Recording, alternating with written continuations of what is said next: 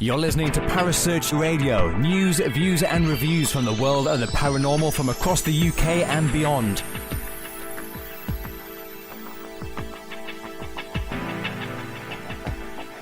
Find us on Facebook, Twitter and the World Wide Web. Parasearch UK Radio.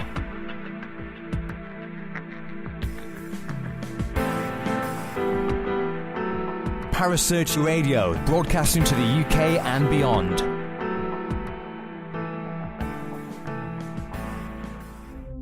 The views and opinions expressed by presenters and guests are their own and do not necessarily reflect the official policy or position of Parasearch Radio or its affiliates and sponsors. Listener discretion is advised.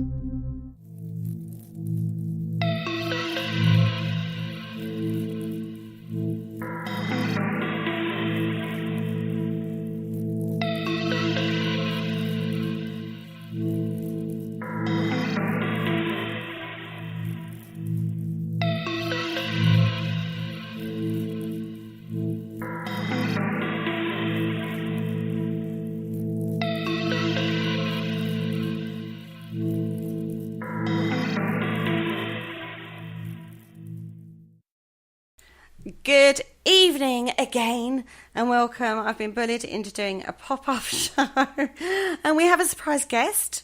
Me and Paul Rook, we have a surprise guest for you, don't we, Paul? Sure do, indeed, absolutely. I wonder who the surprise guest could be. As a surprise, tell me. Little Miss Kerry Anne is in the house. Good evening, Kerry. Hello, you alright? Yeah, fine, thank you. And how are you? I haven't heard from you for a while. I know, I've missed everyone so much, and especially the paranormal. Lots of things have been going on, and lots of new adventures. There's lots. Paranormal is only one hat that I wear, but of course I have many. We all have spinning plates, and one in particular, I've gone back to studying, so it means that my time is limited. But the studying is in psychology, so I'm having lots of fun applying it to paranormal and finding new projects and great things to get my teeth sunk into. So yeah, I'm glad that you guys have called me so that we could do this. Have you got one of those hats that you can spin plates on as well? I've got a hat that has a hat on that does that. It's amazing. That's awesome. I know, you cannot even imagine. You wouldn't do it justice. No, I can imagine that, to be fair. But you so got to wear that hat and go on Skype for me one night. Wearing it right now. I want to see you spin the plates. I'm wearing it right now for you, Paul. Okay, cool. Well, you have to go on the going on the camera then. Although it doesn't work well for the radio, I suppose. Yes, it doesn't. Doesn't translate over very well, does it? No, indeed. So what has been going on with Parasearch? It's been a long time. I've been catching all your shows. So there's amazing things that I know you guys have got coming up. So tell me. Ooh, where to start? Oh, goodness. Go, Kerry. Well, we're back now. We had a break over Christmas and we're back now. We kicked off tonight with the Paranormal Concept Show. And we had a little look back at some of the shows and, where we want to drive, that particular show forward. And then, we've got all the shows back up and running for the week. We're back to full strength now. And, and lots of exciting new things on the agenda, things we want to talk about and discuss and, lots of guests getting lined up. So, so it's all good in the hood. And, Yeah, like what we were talking about before we actually came on the pop-up show. We got that coming up in February. Yes. Yeah. And we've got our the amazing show that me and we do together. I mean, you, Paul. I love it. Because we're good. We are amazing. In fact, it was one of the best shows on Parasearch, wasn't it? I think second best, possibly. I was going to say first. But, it's opinions. That's what we're here for. We've all got different opinions. Stats as well. They're just numbers. Don't be. Yeah. So no, we're gonna do second series of the Great Paranormal Debate. That's it. I'm excited. And that's coming back 16th of February. I love that show. Yes, it was a good show. I've missed it. I've seen lots of interesting things in the news, as has everyone else, and lots of strange and amazing and magical tales and new, all of a sudden, most haunted locations within the UK. So we're going to have lots of fun. Oh, absolutely. I think they're all the most haunted locations in the UK, aren't they? I think every location is now billing themselves as the most haunted location in the UK. It's a little bit of a bugbear of mine, that one, to be fair. I just don't think you're getting the memo, Kel. Well, they always seem to be on a break when I go out investigating, is all I can say. Yeah, they've all gone to 30 East Drive for the night or something. Or maybe I just scare them. I'm not quite sure. Maybe, yeah, you're just not where they're at that time. It's, it can happen. But it'd be interesting to see at the beginning of the year. We've got some great new projects coming up individually and now together, which is exciting. It'd be interesting to see where we are this time next year and all the amazing adventures and evidence or lack of that we get. That'd be really interesting to see. Absolutely. I'm going to have a few haunted dolls for sale. Wow. Yeah. I'll have my home open to the paranormal investigators because it's the most haunted flat in Basildon. £300 of course. night. Yeah, £300 a night. Oh my goodness me. Yeah, we could do that. I have a haunted minion if anybody wants it. Minion? It says banana a lot. I think he's trying to tell me a message. Yeah, it likes bananas, possibly. Maybe you've just found yourself a new piece of equipment there, Cal. Wow, who knows? But it does go off at random times of the day and night. It is a little bit... Not necessarily paranormal equipment either. The worst bit is when I'm alone in the house is dead quiet, and all of a sudden, out of my son's bedroom, you hear banana. If you're doing something and you're like, what was that? What was that? Yeah. Oh, yeah, honestly, this minion thing is hours of fun, hours of scaring the life out of you in the middle of the night, I tell you. I don't even know what sets the thing off. You're just going to creep up and you're going to shh, shh, shh, caw, caw, caw, caw. Get closer. Oh dear, I watched too many horror films. And I thought I was bad. It's like a little baby Chucky, except it's yellow. There's a new Chucky film coming out next year. Is there? Do you know, talking about this, did you see the news article that was going around about the little boy who got the Chucky doll for Christmas? Yes. No.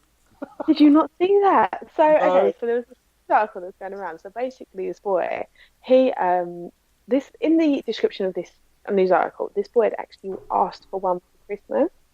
Cool. And he was, they filmed him, obviously expecting to be really happy that he got the toy that he wanted. Oh my God, this boy, he lost his damn mind. He opened it up, he just threw the present, just started screaming. He couldn't even get on his feet. He was like there, like, do you know when Scooby-Doo tries to run off first? Yep. Just treading air and then speeds up. That is what the boy did. Oh, who does that? Who gives their child Chucky doll? That is awesome. That's crazy. It's brilliant. No, that and he asked for it. Therapy. That is therapy. In 10 years' time. That is the best Halloween present ever. It wasn't. It was Christmas present. Yeah, I know, but you could use it for Halloween, couldn't you? You just like take all the stuffing out of it and sit in it by the front door, and when the trick or treaters come knocking, you could just scare them. I can see where your mind's going. This is the difference between people. Parents, I think. I'm like, no, what would you do? But yeah, this is going to Chucky doll. But haunted dolls, I mean, we've done a couple of shows in the past, me and Kerry in particular, about the Robert doll and stuff like that. And I haven't actually, there's been no news articles circulating about haunted dolls or anything that's come forward. So do you think that maybe this is something that's not happening as much? Like in media, there's not much coverage, is there? There was one quite recent, though. There was Lee Steer bought a haunted doll. That was quite a recent story because I think Kerry Greenaway covered it. Yeah. Okay. In media. I know what you mean, like on the TV and that. But didn't Zach? There was a big thing over, a couple of months ago, over Halloween actually. Zach spent some time, there was a big furor over, because he touched the doll. He'd been told not to touch the doll in the investigation, and he did. He touched it. So there was a big outcry, I suppose the word is, because Zach Baggins did that on one of the shows. But I always go with those kind of things, particularly with the big TV programs. I kind of go, it's only done him a favour. Do you know what I mean? Because it's got everyone talking about the program. It's got everybody having an opinion. It's pushed it all out there again. So if ratings were perhaps maybe a little bit cynical here, falling, it's pushed it back into the limelight again with, the Ghost Adventures thing. But, I don't know. Was he right to do that? Was he? Because people are saying he was disrespectful because he got told not to touch it. Was he? I don't know. I think it was, because I think if you're told to be respectful, because this is the point we've got to remember as people, we've got to be respectful in regards to handling items that could be quite delicate or have some kind of sentimental value, or even if it's not paranormal related, that has been taken great care of. And if you've been given instructions, I don't know whether it was his doll, whether he brought it himself, I'm not too familiar with the story, but I do think it's not disrespectful so much to the doll itself, but to the people the environment that he's in. Does that make sense? So I can understand the whole, you got to be respectful to the doll. But if it's for the purpose of getting some sort of paranormal activity going, isn't it more paranormally active when it's annoyed with you for whatever reason, or you've taken a picture of it without permission? It comes up on the phone. Yeah. So by sort of, touching it isn't really disrespectful. If someone walks up to you and touches you in the street on the arm or something, that's not disrespectful. Have you met me? Well, you just punch them, but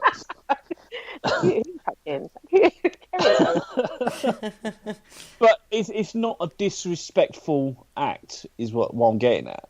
I think if you've been told not to do, if I told someone do not touch me and they touched me, then that's disrespectful. He was told not to. Well, yeah, okay, there is that, but then it's a doll. It's just a bit of wood. Well, or cloth, in this case. But if he wants the activity associated with the doll, then he's got to. I think provoking it would be too strong, because all he's done, let's face it, is just touch a bit of wood. Cloth. It was the Annabelle doll. The rag doll. Oh, right, okay. Yeah. Really? That within itself, it's not just that. We got to remember, I know that, not everyone believes in the paranormal as such, as there being a manifestation of spirit. Some believe that the paranormal is just a projection of our own self and our own mind. But that is not what he disrespected. He's disrespected the amount of energy and maintenance that has gone into that doll over years and years.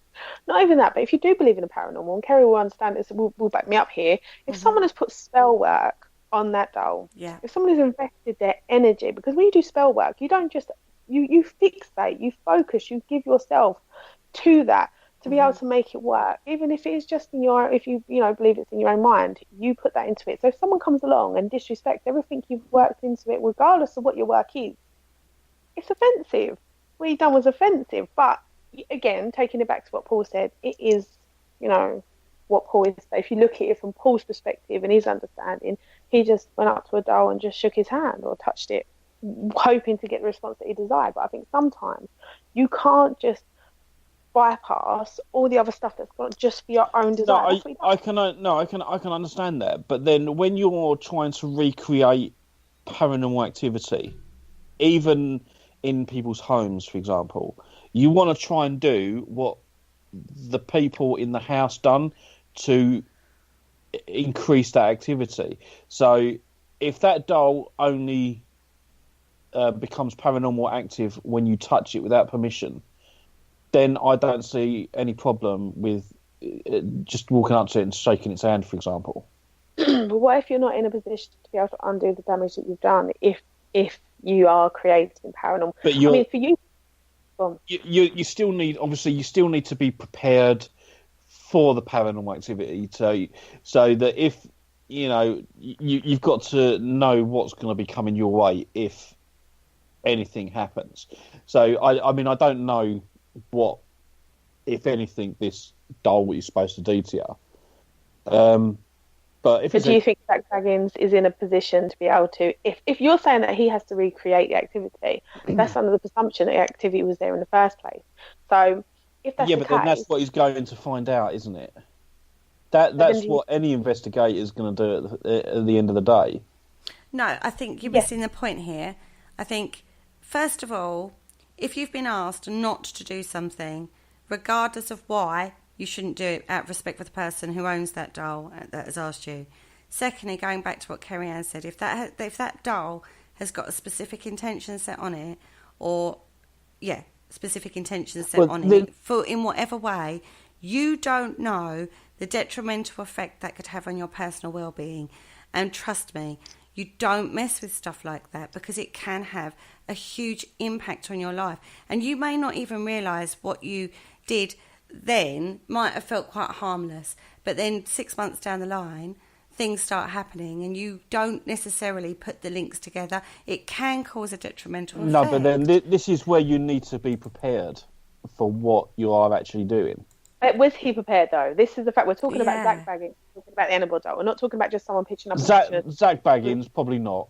Right, so fair. Exactly. In that instance, what he done was wrong, and that's what's caused such a ripple effect in the community. And also, it does bring to light, like, people do. How many locations have you been to that they say, right? Well, for example, let's do Harwich Fort. That's the one that's direct. That's the big fort that's got the rowing boat, isn't it? In there. Yeah, that's it. Okay, so we went there as a team to go and investigate. And they said, please do whatever you do not sit in the boat and rock it. Mm-hmm. And he said, because other teams have come in here and that's what they've done. Why would you go to a museum and get into the artefacts and rock a boat? Mm-hmm. Like, because they wanted to recreate the activity. Well, for that one moment of selfishness, you have now affected how other people can now be within that environment. So I think, I agree with you. As investigators, we need to try and recreate situations to be able to produce certain, evidence. But I also say that sometimes you can't just live in the moment. You have to think about. No, you've got. You obviously. I mean, in the instance with a boat, for example, I have been there and I have seen people do that experiment, and they've used the boat as a table tipping type of device where you've put your fingers on the edge of the boat. And the boat does start rocking. Now, I've seen that, I've experienced that. But for me, I wouldn't do that because you're causing damage to the boat. And it is, as you said, an artefact of the museum. So you've got to have respect for it for that reason. But if it didn't cause any damage at all, then I don't see why that would be an issue. But obviously, it is a real life artifact, and no, I agree with the museum. They shouldn't be doing it, and to get into it is just a bit daft anyway, because you could fall and smash your face against one of the glass cabinets opposite. It's like, really, common sense and health and safety nightmares there. But then we're living it like. Go on, sorry, Craig. Sorry, there's something that's come up in the chat room that I'd like to address. Mark D has said, one practitioner told me that a curse will only work if you believe in it. That is true to a point. That is true to a point. I think that if we give anything, like if you have want to do a positive manifestation, or if you want to achieve something, then me and Kerry a long time ago had a saying that energy goes where attention goes, energy flows. Yeah. And it's the same with a curse. It is, if you truly believe in it, then you'll magnify it and you'll give it energy and stuff like that. But that's not to say that there is people out there that could cause harm by doing things like that. Exactly. If you don't know you've been cursed, that curse is still going to work because it's the belief system put into it by the person that's cast that. So you don't necessarily have to know about it for it to work. It's the intention. We talk about intention a lot in this field, this side of things. This isn't so much paranormal. This is about intention work and manifestation work. And then if you're putting that out there and you're putting your energy into that and you're directing that energy to where that needs to go, that's still going to have an effect. Yeah. End of story. And you don't even need to know about it. The person who you've directed that towards may not know about that. Do you know what I mean? Yeah, it is. It's difficult. It is difficult. But again, it's the problem we have is, again, like, people's perspectives are different. True. And what people understand to be one thing is completely different for another. So, and there's different types of energy and how energy is worked. We know that anyway. You know, scientifically, energy exists. And we are energy, everything's energy. So therefore, you know, energy can, you know, create amazing things. We know that. So why can it not be used in that intention? Why can we accept it in other forms, but not accept it in that form? Does that make sense? Yeah. I mean, Marcus said, to clarify what I typed earlier, a specific curse or hex against an individual.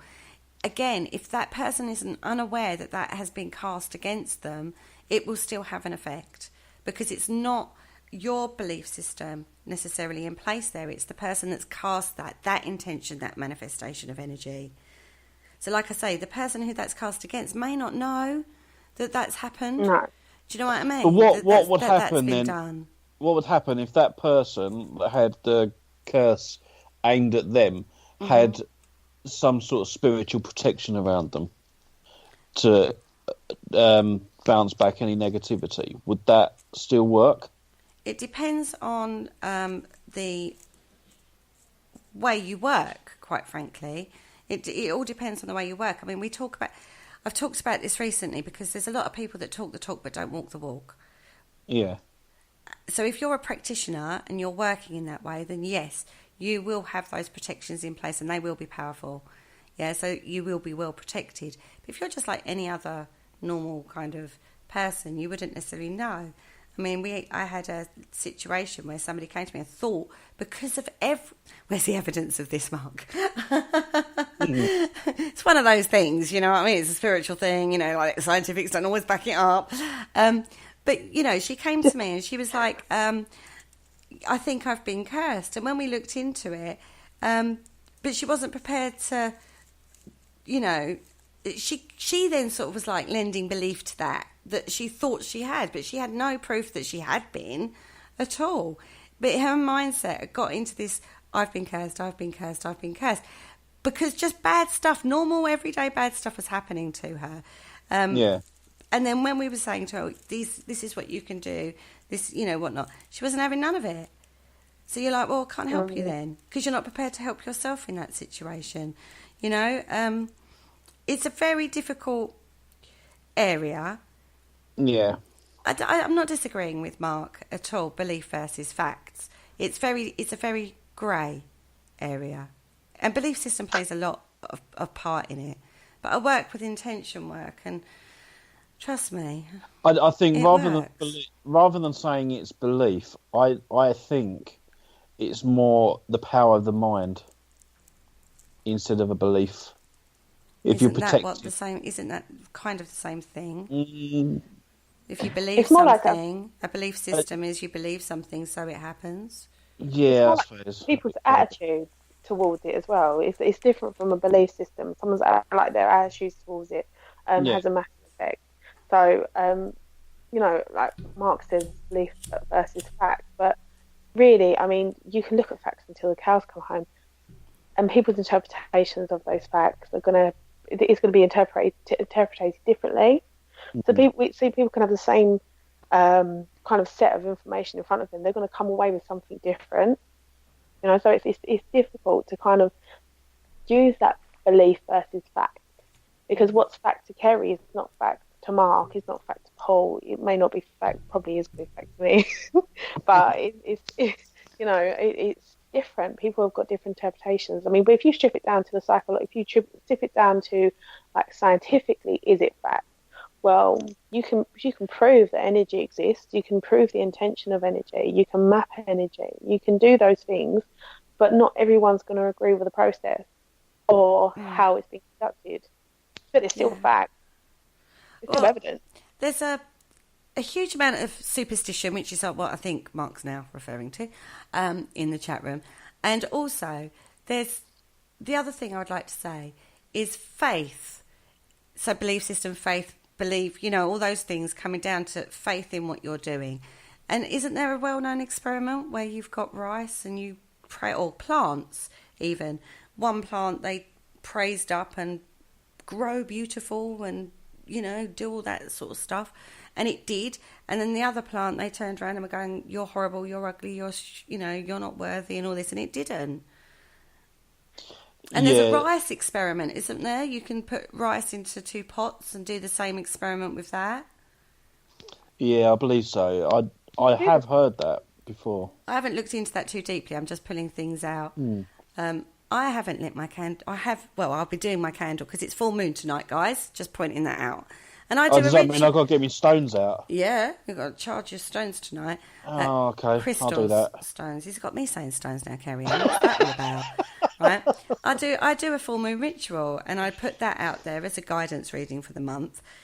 Do it every month on the full moon, and that, a lot of people like that. And for me, I feel really important. I feel important. I don't feel important. It's important to me to do that. Yeah. Do you know what I mean? And for me, that gives me guidance for the month. And is that superstition? Is it a spiritual thing? I don't care. For me, that's important. For me, that is something that is good for me. I do lots of different things. Life, I'm going to be talking about this a little bit on Sunday. Life talk, little things that I get through. You could call them superstition. If I'm having a really bad time, I'll go to my tarot cards for a bit of guidance. Sometimes they call me out. They don't always give me the answer I want. And if it was a mind thing, trust me, they would give me the answer I wanted. And tarot cards don't. But I kind of go in with the point of, Kerry Anne, help me out, because I know what I'm trying to say and I can't say it. No, I think you're saying it perfectly. The fact is that everyone has a different belief system and everyone has their own... this is what I was trying to say, their own version of what is real and what isn't. And I think as long as we acknowledge that, it goes back to the situation with Zach and Annabelle, it goes back to the situation with the boat and the location, it goes back to an individual and how they get through their everyday life and what they do to help themselves. It goes back to the people that are going curses. It's down to what that person believes. But at the same time, there is things you cannot deny. True. Even if it doesn't make sense to you, or even if you don't see it as a fact, you cannot deny that it works for that person, because that is fact to them. There is fact. It is steeped in fact as well. If you just go back and look, and like you said, the experiment with the rice and the plants, and then that transfers to children and adults. That is a theory. That is something that is applied to everyday life. Positive, attitudes towards things help people grow, helps build a positive kind of energy, and that happens with everything. So if that's the case, using that application of like that study, can't negative energy do the same? However that negative energy manifests itself with curse, or whether it's something that someone believes or something that's happened, it's still negative energy. That's still going to have a detrimental effect. But it has, that doesn't mean that there's not something there. It's difficult because a lot of it is people's opinions on what, as well. Do you know what I mean? Yeah. But then it's not a new idea either, because Prince Charles has been talking to plants for years. Jesus, we went there. We went there. We did. Yeah. We went there and owned it. Oh no, he didn't. So, do we know what the Annabelle doll is? What is supposed to happen if you touch said doll? Oh, I had no idea. No idea whatsoever. I just thought that the Robert doll, for example, didn't the Robert doll sort of like bring you bad luck? Yes. Until you actually asked its permission. Well, he brought you bad luck anyway, but what he would do is if you took advantage of, taking a picture without asking, or being disrespectful to him, or just being, people actually used to write letters to apologise because they've had I knew that one.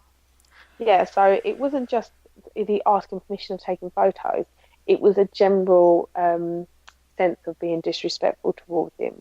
And then but you could say that they just attributed, like Kerry said, this lady felt like she'd been cursed, all the crap, sorry, I'm going to swear then, all the stuff that was going wrong in her life, she just assumed she'd been cursed. So maybe they were just having a really bit of a bad time and connected it to him. But nevertheless, they wrote to him and apologised. And to write as well, you shouldn't be disrespectful. I truly believe that we should still have dinner ladies outside that we can tell on people.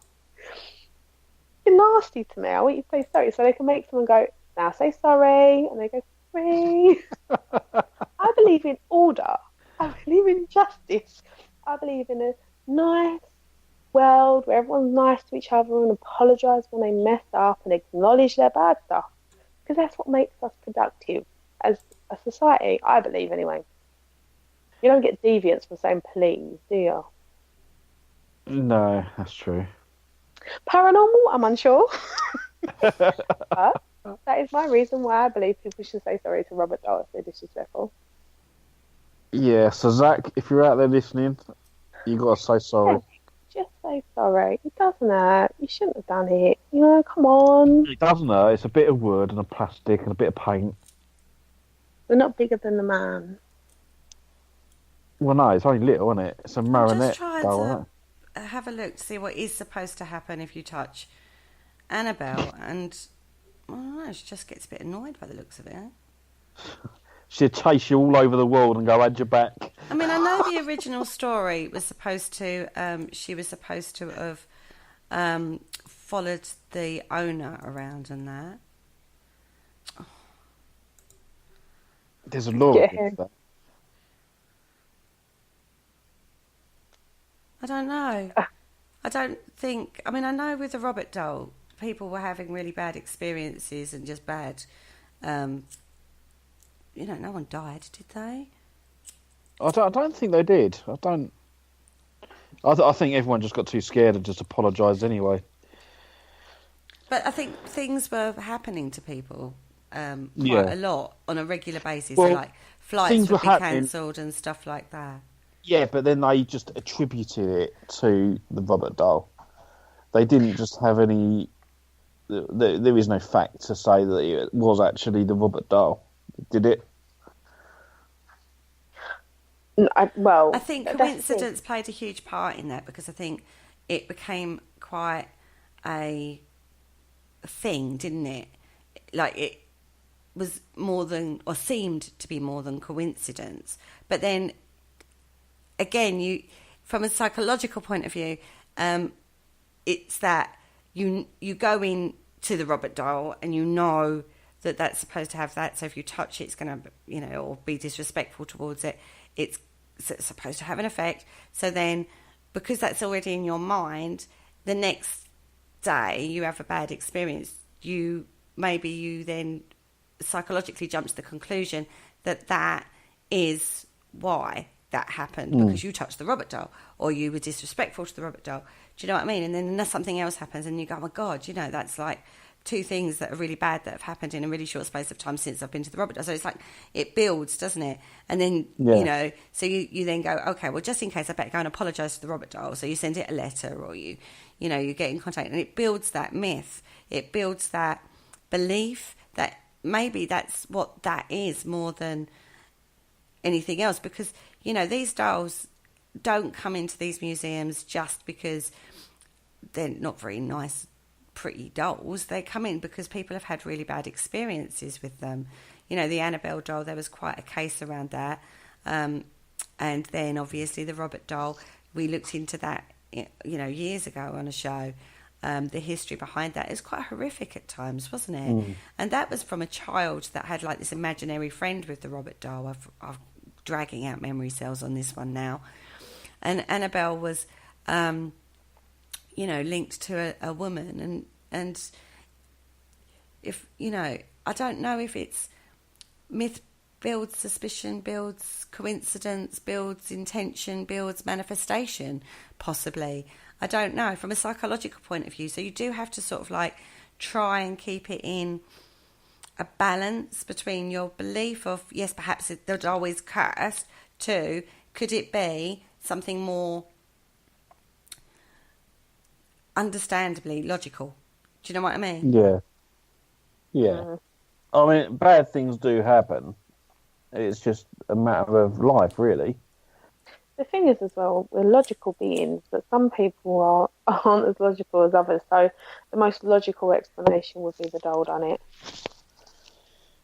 Yeah. It was the doll. I mean, the actual That just doll- sounds like an excuse a naughty child would say.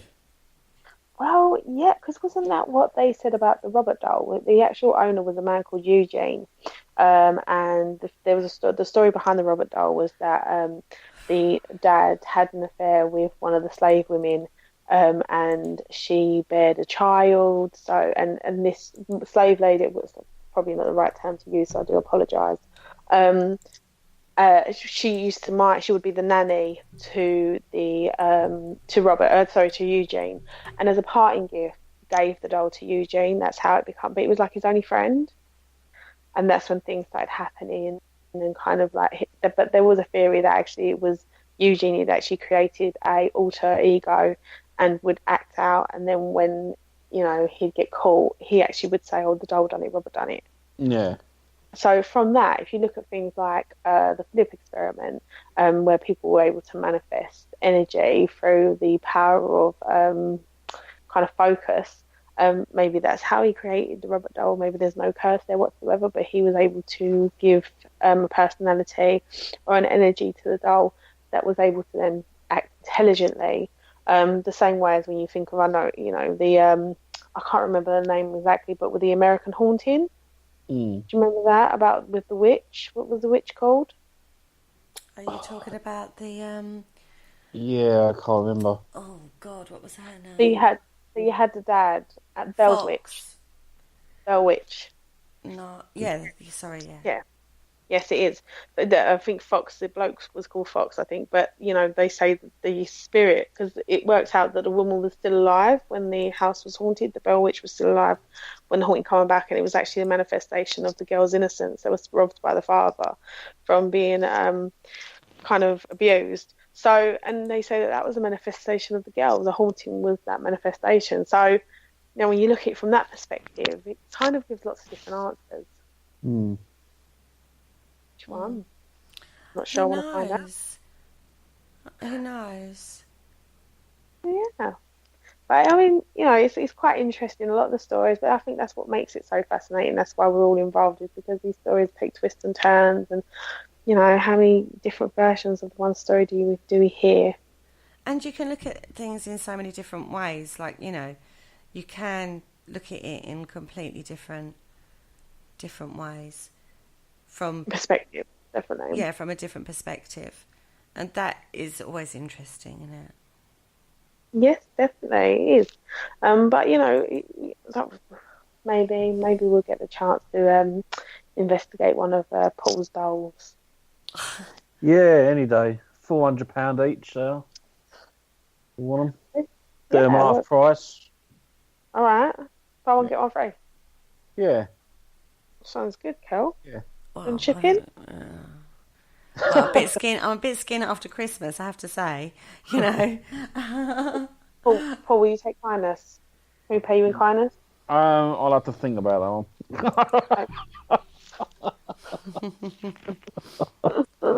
I don't know. Well, I think, you guys ready to say goodnight? Yeah, I'm done. Yeah. I'm done. We've had a quick little pop up. Yeah. Sorry, I'm fading fast. Yeah. Oh, lightweight. I'm interested. Lightweight. Well, it was good. It was good to be back. Good to have a little bit of a taster. Ready for my show, which is arguably the best show on Parasearch. Well, second best. Well, I ain't even getting involved in that argument. You guys carry on arguing amongst yourselves. Do you know what I mean? I think you'll find the spirit dimensions top of the leaderboard, guys. Just saying. Hashtag just saying. Not for long, I fear. Not for long, I fear. It's all fun at the end of the day, and that's what makes Parasearch special. That's it. Absolutely. Yeah, I'm looking forward to bringing back the Great Paranormal Debate too. Exciting stuff. Thank Another you so 12 much. episodes. Be fantastic. Yeah. I'm looking forward to seeing what we can discuss and what rubbish we can come up with. Oh, God. Do you remember the little dog creatures that we found stories about? Were they enchiladas? What are they called? Chupacabras. Chupacabras. I call them enchiladas. Enchiladas. That's nearly as bad as me with the Alpaca Mountains, mate. It's a chupacabra, and it was found, the remains in a cave in some American state somewhere. Or was it in Mexico? I don't know, I can't remember. That was then. Yep. See, that kind of stuff is amazing. It's magic, that stuff. It was good stuff. It was really good stuff. And it will be coming back, and it always got the chat room chatting. It did. It did. It was interesting. Oh, well, thank you so much for having me. It's been fun. No problem. And look forward to seeing you again. And on that note, everybody, we'll say good night. Thank you for listening. Don't forget to join us for more shows throughout the week. Find us on Facebook, Twitter, and the World Wide Web to keep up to date with all the shows right here on Parasearch Radio.